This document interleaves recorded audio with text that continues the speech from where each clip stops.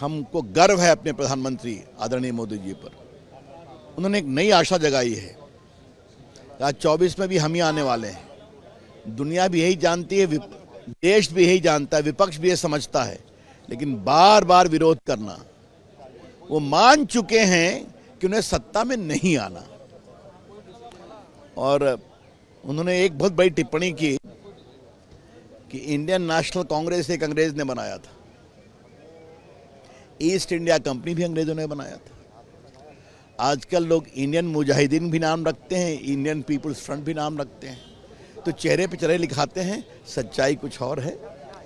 उन्होंने हम लोग को कहा कि हम सभी जागृत हों, सुबह की भोर की तरह।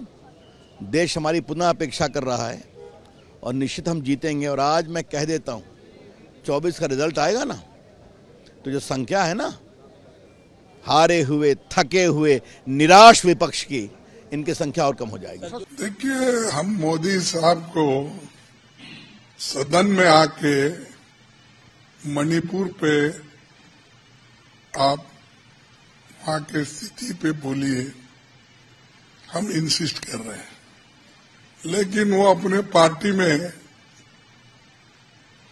ईस्ट इंडिया कंपनी की बात करते हैं।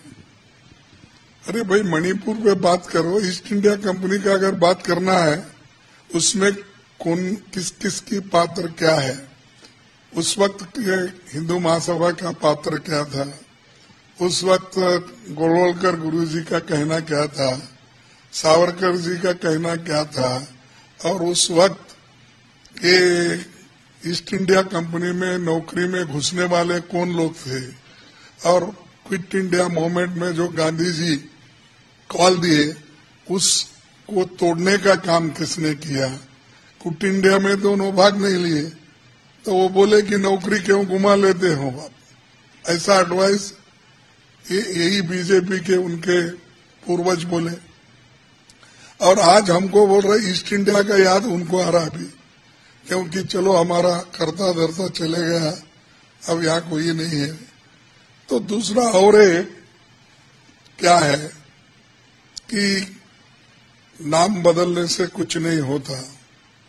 ठीक है, नाम बदलने से कुछ नहीं होता, लेकिन नाम तो रखा जाता है। तो हमने इंडिया, ये जो नाम हमारे अलायंस पार्टी के लिए रखा, उनकी घबराहट क्यों? नाम में जब कुछ भी नहीं है तो घबराहट की बात क्यों हो रही है?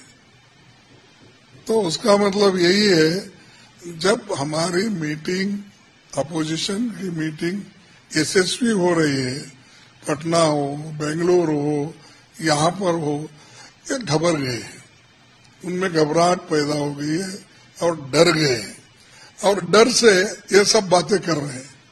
इंडिया मुजाहिदीन और ईस्ट इंडिया कंपनी की याद आ रही।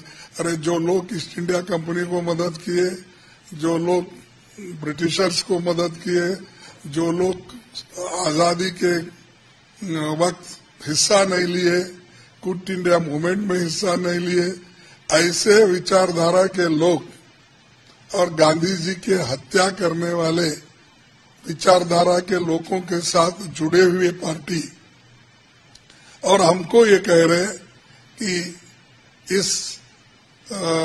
ये लोगों का दिशाहीन है, इनको कुछ।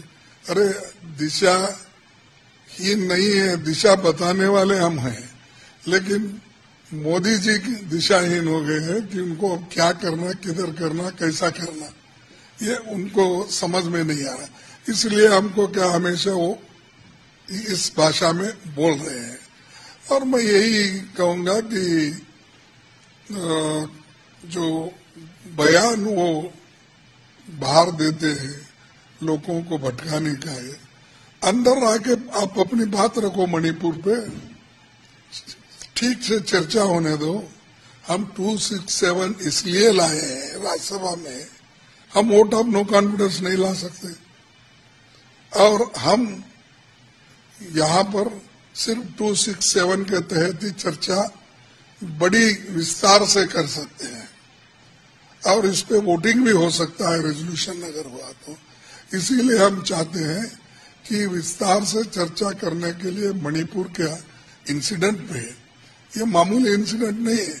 इसका राजस्थान से कंपेयर करो, छत्तीसगढ़ से करो, वेस्ट बंगाल से करो, यूपी से करो, फलाने स्टेट से करो, ये इश्यू अलग है।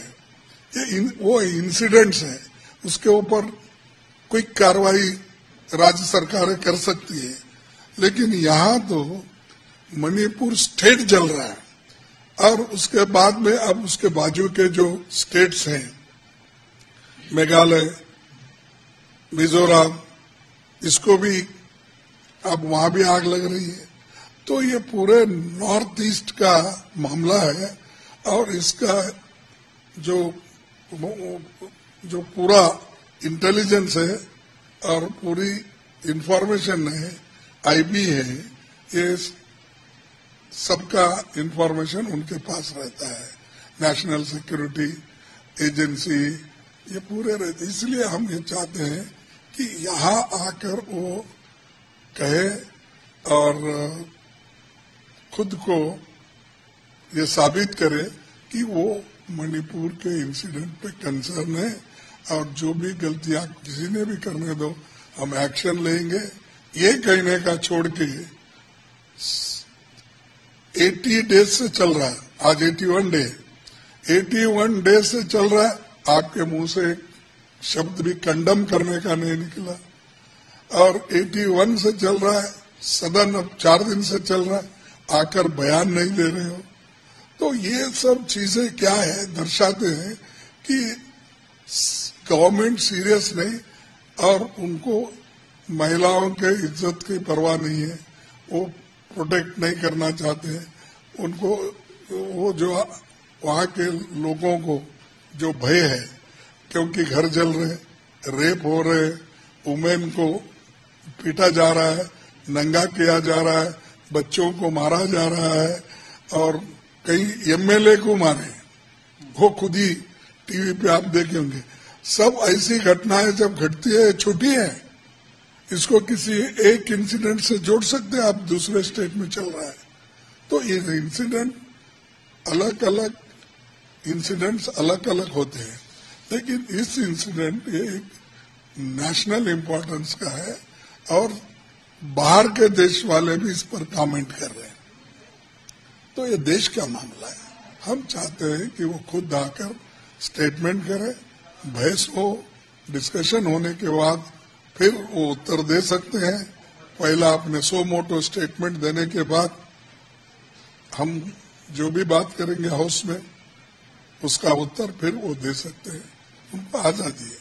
तो इतना कहता हूं मैं, वो खुद आए और स्टेटमेंट दे, और लोगों को बताए कि सारे देश को मैं सबकी इज्जत प्रोटेक्ट करता हूं, महिलाओं की इज्जत प्रोटेक्ट करता हूं,